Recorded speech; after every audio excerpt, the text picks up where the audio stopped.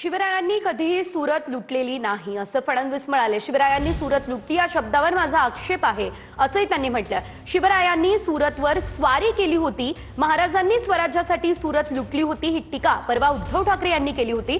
इंग्रजांपेक्षाही भयानक मुंबईची लूट केली जाती असं ठाकरे म्हणालेले, तर उद्धव ठाकरेंची महायुती सरकारवरती ही टीका होती, मात्र त्याला आता फडणवीसांनी उत्तर दिले।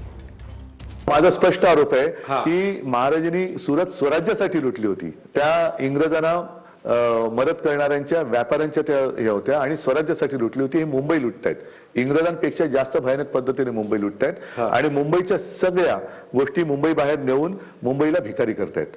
पहिली गोष्ट तर माझा या गोष्टीला आक्षेप आहे की शिवरायांनी सुरत लुटली।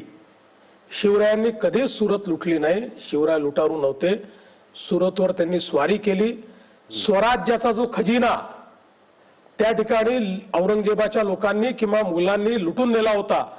पत्र लिहून त्यांनी सांगितलं आमचा खजिना आहे आणि तो वापस आणलेला आहे। त्यामुळे पहिल्यांदा शिवरायांना लुटारू म्हणणारे कोण आहेत? हे काय शिवरायांचे अनुयायी आहेत? पहिल्यांदा माझा त्याला आक्षेप आहे। दुसरं, मुंबई कोणी लुटली हो मला सांगायची आवश्यकता नाही। ठाकरेंची एकाही महापालिकेमध्ये सत्ता येणार नाही असं गिरीश महाजन म्हणाले। ठाकरेंनी एकतरी महापालिका निवडून आणून दाखवावी, गिरीश महाजन यांनी हे आव्हान दिलेलं आहे। केंद्रात राज्यात आमची सत्ता, नाशिकमध्येही भाजपचीच सत्ता हवी असं गिरीश महाजन यांनी म्हटलंय। मुंबई, ठाणे, कल्याण, डोंबिवली, पुणे, पिंपरी चिंचवड, नाशिक, मला एक महापालिका या ठाकरे बंधूंनी आणून दाखवावी। एक महापालिका पवार साहेबांनी आणून दाखवावी, काँग्रेसने आणून दाखवावी।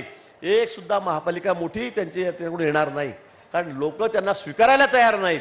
या ठिकाणी अधिक झपाट्याने करण्यासाठी हा विकास सरकार दिल्लीपासून गल्लीपर्यंत असायला पाहिजे। आणि मग केंद्रामध्ये मोदीजी आहेत, राज्यामध्ये देवेंद्रजी आहेत, महापालिकेमध्ये आपला महापौर झाला की मग मात्र ही विकासाची गाडी अजिबात थांबणार नाहीत। विकासाचे अनेक मुद्दे आपल्याला सांगता येतील, पण माझी आपल्याला निमित्तानं विनंती आहे, हे जे सगळे बोल घेवडे आहेत यांच्या हातामध्ये काहीच नाहीये, याचं काहीच नाहीये।